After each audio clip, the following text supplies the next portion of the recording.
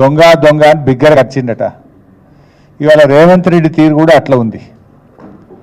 రుణమాఫీకి ఎగనామం పెట్టిండు, పైగా రుణమాఫీ చేసినట్టు పోజులు కొడుతున్నాడు.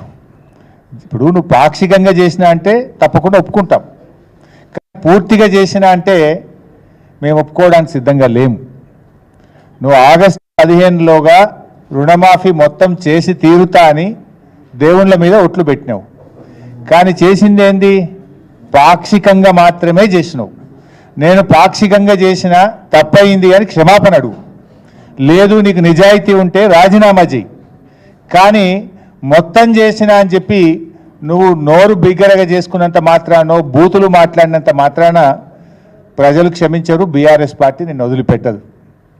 మీ రుణమాఫీ కథ ఎట్లుందంటే వెనకటికి ఎవడో పంచపాండవులు అంటే మంచం కోళ్ళ వలె ముచ్చటగా ముగ్గురు అని చెప్పి 2 ఏళ్ళు చూపించిందట.